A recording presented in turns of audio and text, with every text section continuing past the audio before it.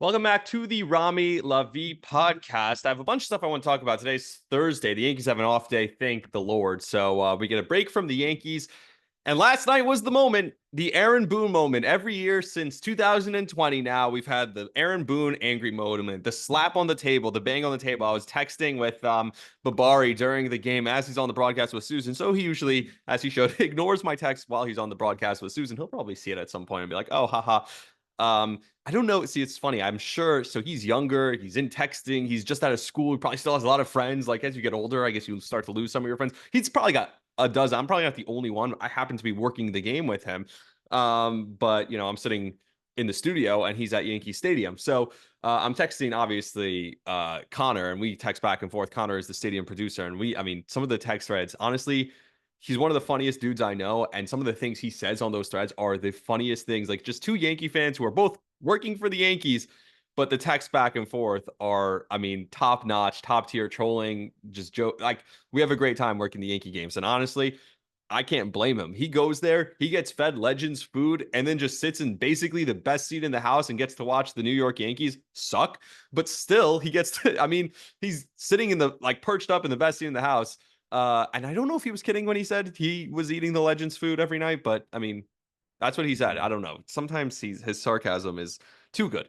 Anyway, the point is, Boone has his moment. He slaps on the table. It's right in front of us. We have to do this. This is terrible. Blah, blah, blah. We know this. We've seen this 1,000 times now with Aaron Boone. It's year after year of the same bullshit of Aaron Boone. And he used the word, so I can use it. Same bullshit. Fake angry, fake mad, seems ungenuine. Because guess what? All of a sudden, this is the breaking point. Now, this was the game. Then in the past, for sure, everyone said this. And Susan said this as well. She didn't say this on the air, but I'll tell you this anyway. She said, this is the type of game that a bunch of years ago, not that long ago, in the quote George Steinbrenner era, Aaron Boone would not have survived. This would have been the straw that broke the camel's back. You go into the All-Star break, the way it ends, obviously, you slug into the All-Star break. You could have had the sweep in Baltimore. You lose that game because of more bad defense, bad fundamentals, things that have plagued this team throughout Aaron Boone's tenure. And then you come out and it's Jekyll and Hyde against Tampa, and then you get swept at home 2 games after 2 games, getting swept 2 games in Citi Field. You get swept at home by the Mets. You have Mets fans taking over your ballpark for the last couple innings of that game where all the Yankees fans had piled out, and it's Met fans chanting, "Let's go, Mets!" And loudly bleeding through on all your broadcasts on national TV. It was an ESPN exclusive game. That is the type of game that George Steinbrenner would have canned the manager for. But you know what? Alan Hahn said something this morning. He tweeted it out. And Alan Hahn is right. And I saw a bunch of people put out clips. And my favorite clip, and this was a response, I think it was to this clip that Alan said this. It was it's kind of like a montage, but it was frame by frame, but in the same picture of each year, each of the last 5 years of Aaron Boone saying, it's right in front of us. Slap the table. It's right damn in front of us. We played like shit now. We need to get better. It will get better. But basically Boone saying the same things, the same fake outrage, same fake anger year after year after year. And somebody put it in like one montage, and it was comical, honestly, because it's so fake. It's the same thing over and over again. And now we've seen this for 5 years in a row. When's it going to end? The answer is it's not going to end. It's just going to keep going because there's zero accountability for him. There's zero accountability for the players. And Alan Hahn is right, though. Alan said it's no longer what would George do. Any functional franchise that places winning above all else would have made a move and would make a move today. This is not a what would George do situation. This is not, longing for the days of George Steinbrenner. Those days are long gone. That's fine. The Yankees are not the same Yankees anymore. But any franchise, I mean, whether it's the Philadelphia Phillies with Joe Girardi firing him and hiring Rob Thompson, we've seen examples of this. You cannot survive a stretch like this when the message gets stale, when the problems are persistent. It's the same things over and over again. And clearly you have no control of your room. And then afterwards praising the players for, I love that they were up on the top step of the dugout, really animated about it. That's what you're still finding a way to praise them. It's so comical. It's pathetic. Any franchise, any sports franchise that values winning would have fired Aaron Boone today. The New York Yankees clearly are telling you they do not value winning at all. Not just not to the level that George Steinbrenner did, but they don't value winning at all. And that is what Alan Hahn said. And I respect Alan, and I think he's 1,000% right. And that's the point that's different. All of the old heads are coming out, Rich Eisen and all these other people who now starting to sound like WFAN callers. Oh, Steinbrenner wouldn't stand for this.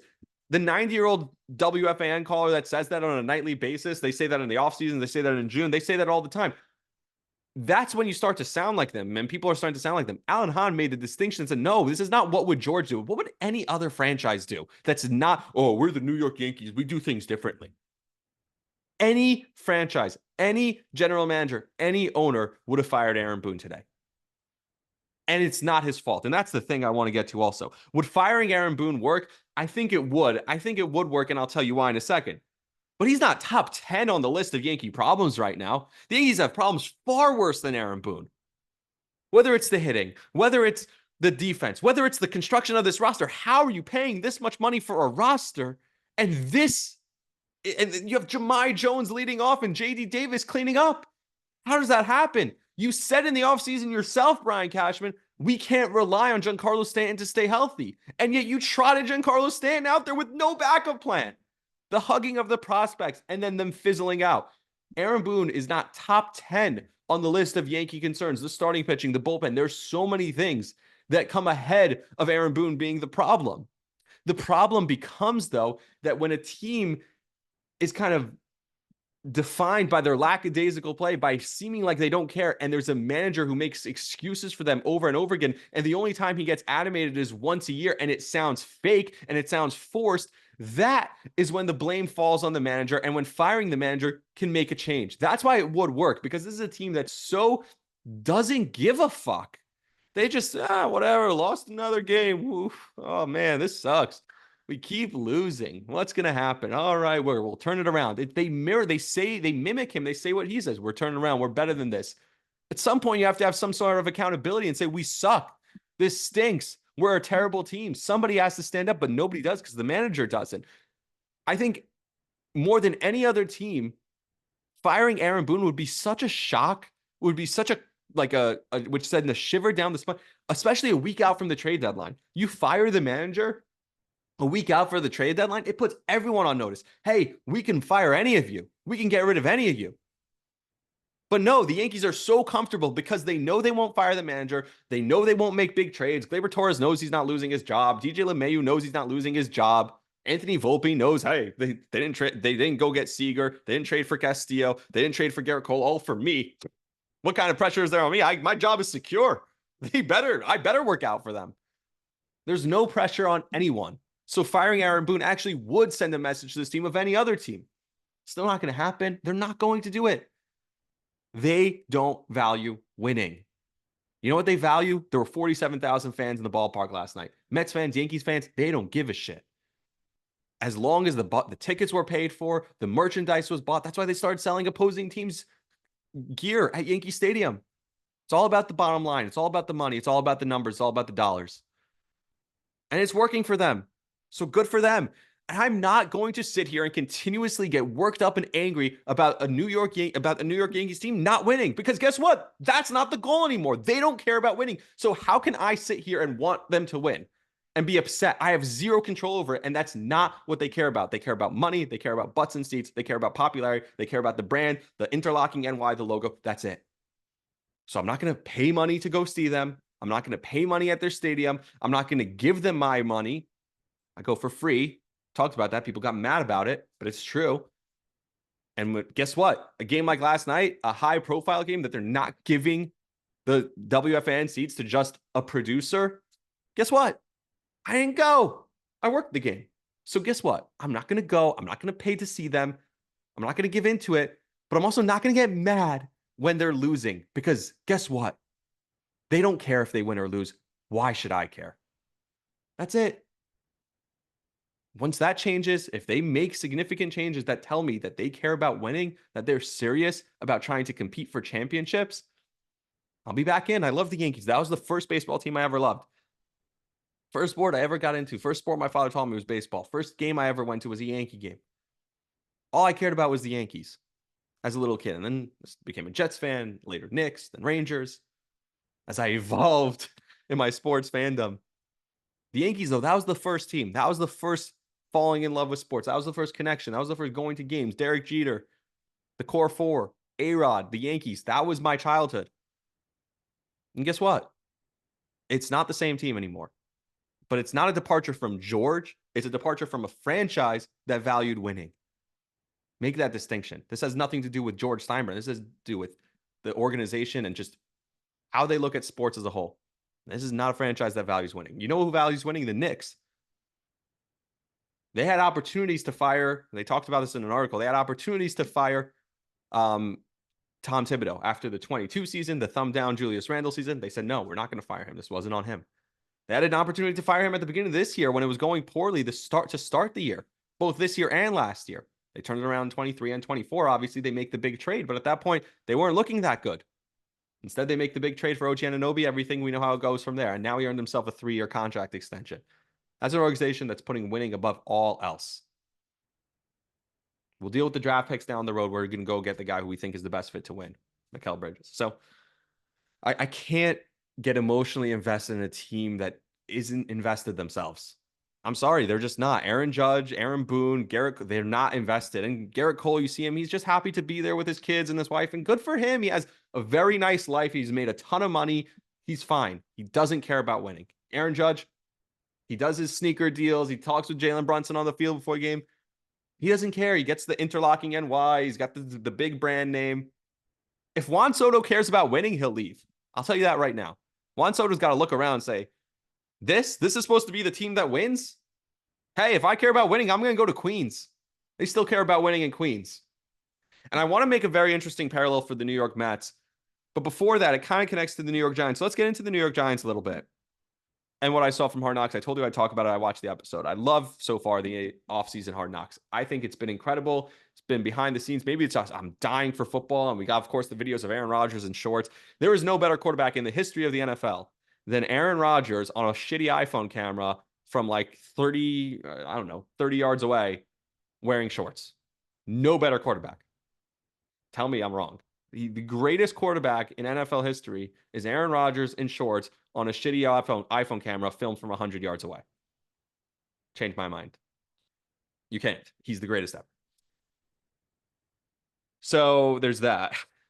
But I love the behind the scenes stuff of the general manager. Like, we've never seen anything like this. Some of the conversations, and this is huge. You talk about the parallels between the differences between the Jets and the Giants. And I know Diana told us that there's going to be a different Robert Saleh this year, whatever the hell that means. He's still going to mumble and jumble and get himself into trouble by talking too much.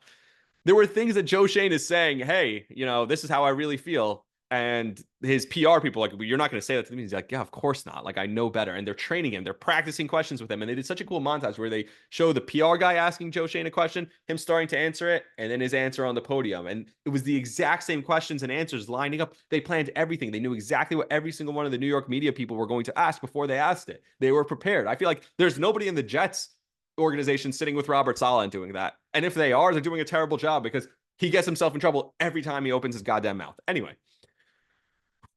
Fiery again today. But Joe Schoen seeing that some of the stuff, what he actually feels and how he actually thinks. And that's another thing. They're showing us way more than I expected. You know what that tells me? The Jets have felt like they hid certain things. They hid Joe Douglas from us. They hid the pursuit of Aaron Rodgers from us because they're scared. They don't trust themselves as an organization. They are fearful of the negative headlines. They care too much what other people think. They think that if they show their process, they're going to come off looking bad and clunky. Whereas the Giants, like, step inside. You want to see how the owner talks to me? You want to see how I talk to my players? You want to see how I talk about players, how I really feel about them? We have nothing to hide. We'll show you everything. They showed us way more than I would have ever thought. They had the same editorial rights that the Jets had, and they're showing us a ton. So I love that. And I love that from the Giants. It shows certain confidence and competence as an organization. And I trust in Dable and Schoen just from what I'm watching. That doesn't mean that they've made every right decision, but watching them, you get the feeling that they have control. They have a certain, and you know what? It's so funny. I came on this show. One of my more popular episodes on YouTube was I said Malik Neighbors was the wrong pick for the Giants. Great player, wrong pick. I take it back after watching their process, how it went down.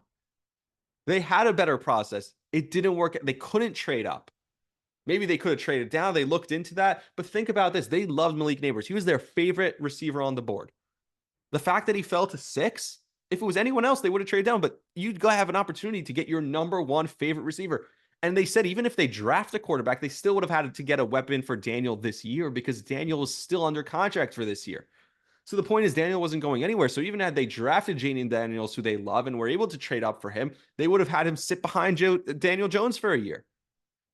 And so that was so interesting to me. And the other thing they said about trading up for quarterbacks, first of all, I mean, they keep bringing up the Eli Manning stuff. I did not remember that they gave up that much for Eli Manning. It gets so shoved under the rug. Nobody talks about that return for Eli Manning. They gave up a house for Eli Manning. They gave up so many picks for Eli Manning. Oh, they just swapped first round picks. No, they didn't. Eli Manning is not close to that much better of a quarterback than Phillip Rivers. Now, Phillip Rivers is probably better, didn't have the better career because Eli Manning has the 2 Super Bowls. But who was the better player? Phillip Rivers was the better player than Eli Manning. And the Giants, in a trade that everyone knew they had to make, still gave up a ton. So that's just an interesting thing. And by the way, they talk about, oh, well, it worked out then. Yeah, it worked out because the team was really good. And Eli made some really clutch throws, not taking anything away from him. But Eli wasn't great the way that they traded for him. Anyway, that's besides the point. Sorry, Giant fans, if you're mad about that. Eli Manning had 2 great runs. He had 2 Joe Flacco runs. Joe Flacco was the better quarterback throughout the course of his career. Just a fact. But when they talk about all the different quarterbacks, they went through the last 10 years, quarterbacks taken in the top 10, I think it was, and they go through all of them, and a lot of them are busts. How many of them are not on the same team?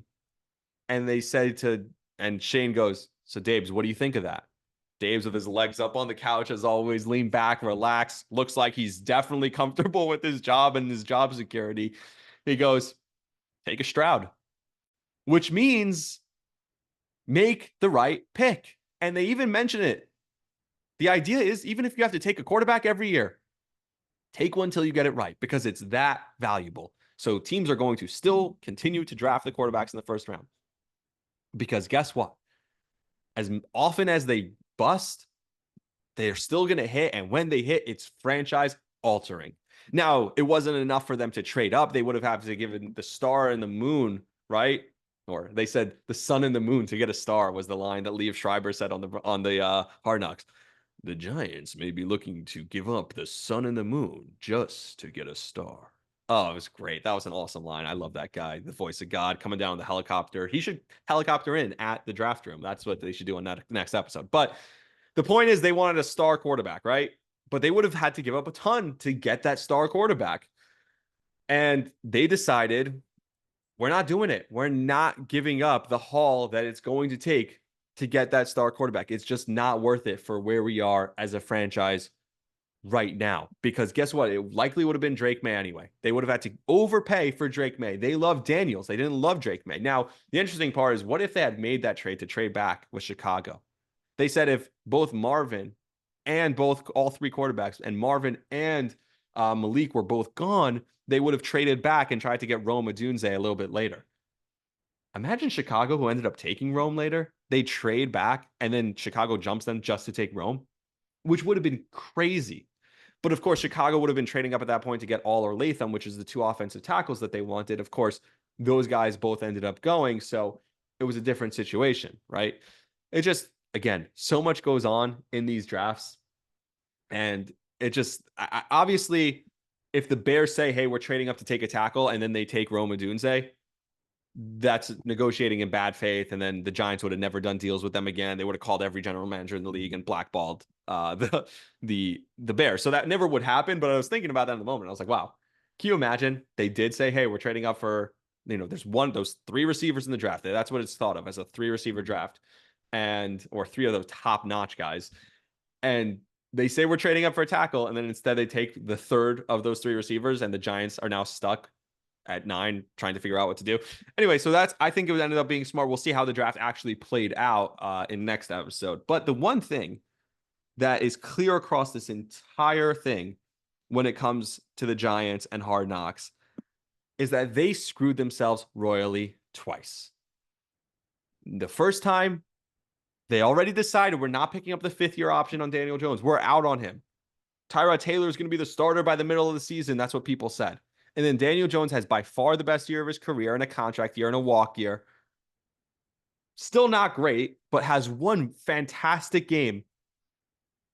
And they decide that ultimately leads to them tagging him or tagging Saquon and signing this giant contract with Daniel Jones.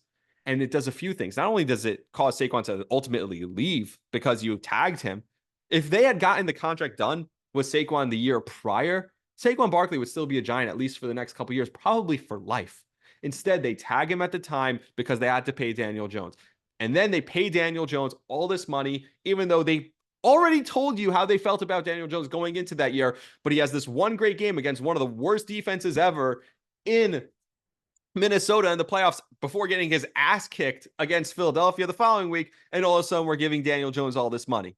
So it did that. It got basically single-handedly severed the relationship. And Daniel Jones, or not Daniel Jones, Saquon Barkley said this on the Diana Rossini podcast, said, you should have heard me the year before. You thought this was intense, the back and forth. You thought this was dramatic with me and the Giants. The year before was even more traumatic when they decided to pay Daniel and tag me. That's where the drama was.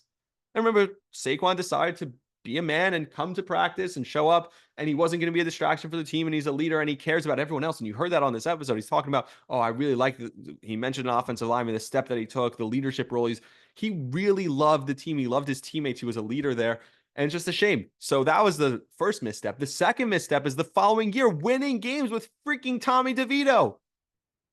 You're winning games with Tommy DeVito, and it ultimately cost you because you saw the Giants clearly loved Jayden Daniels. But now Jayden Daniels is going to be playing in their own division against them. The Giants could have had the second pick in the draft, but they won meaningless games that some Giant fans were rooting for because the kid had a little bit of an Italian swagger to him. And he did with the hand. I'm not sure what it's called. Paisan, whatever. That's why you cared, because he was selling sauce. All of a sudden, that's what's important. So the Giants screwed themselves twice. And here's the and that's this whole Hard Knocks is basically, and like I said, I trust this organization. I trust this regime. I trust Joe Schoen. I trust Brian Daboll. I think they're good. But they made two major mistakes. Winning games this past year and giving Daniel Jones a giant contract off of one big win in the playoffs the prior year. Now, it's totally different. I do say go for it. Now, the prior year, of course you go for it. You're only 3 wins away from the Super Bowl, right? So, of course, that makes sense. And this year, though, it made no sense. So those two mistakes, this entire Hard Knocks is about cleaning up that mess. We have to trade up for a quarterback now because we won too many games to be in position to get the quarterback that we want. We have to let Saquon go to the rival Eagles because we paid Daniel Jones too much money to keep Saquon Barkley. And because we gave him the contract when we should have given the contract to Saquon. Two huge mistakes, and they both came from winning and buying into the winning. And here's the parallel to the Mets. The Mets have two fans running the organization. They have, and this is something Greg Giannotti talked about. And Fleegs was the one who first alerted me, like, the whole Giants Hard Knocks is them cleaning up their own mess that they made with two huge mistakes. But Greg Giannotti said on the morning show, he said something very interesting a couple weeks ago. David Stearns and Steve Cohen are both big Mets fans. Are they looking at this right now? And are they willing to screw the future of the Mets to win this year? Now, I've said making the playoffs has never been a guarantee for the Mets. Making it back-to-back years has never been a guarantee. If the Mets stand pat at the deadline, they do nothing at all. I still think they're going to make the playoffs. The way they've been playing, they're a really good team. So you'll accomplish that. But if you are not 1,000% certain that this Mets team can win a championship, and I don't think they can, I don't think the Yankees can, I don't think the Mets can. Unless you're making a move that gets you a championship, you have to choose very carefully here what you do and make sure you're not killing the future of this organization.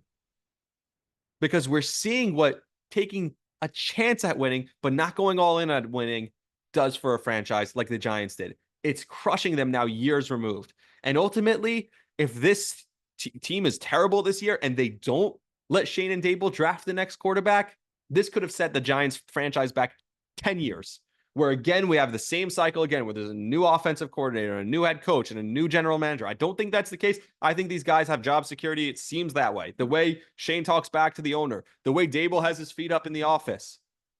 But just be careful when you're being a fan and when you're buying into the OMG and the Grimace and the Gay Mets and the whole thing, when you're buying into all that as an organization and an owner who's a big fan admitted, Steve Cohen, and a general manager who grew up a Mets fan admitted, David Stearns. When you're buying into that and you buy into the hype too much, when you're not 1,000% sure that what you're seeing in front of you is the right thing, is what can be the championship team, be careful, because that, if you buy into that too much and you make the wrong moves, the wrong missteps, that will set you back years. That's what this deadline, that's how important this trade deadline is coming up for both teams. For the Yankees, it's about restoring, do we care about winning? Do we value winning? I don't believe they do anymore, and I don't think the deadline will change that. Will change my belief, at least. Prove me wrong. For the Mets, do we trust and rely on this team enough that this could be a championship team? We'll make the playoffs regardless now. You're in a playoff spot pretty firmly. I think they'll make the playoffs regardless if they just stand pat. Are we willing to sacrifice the future of the organization? And the same could be said for a Pete Alonso contract.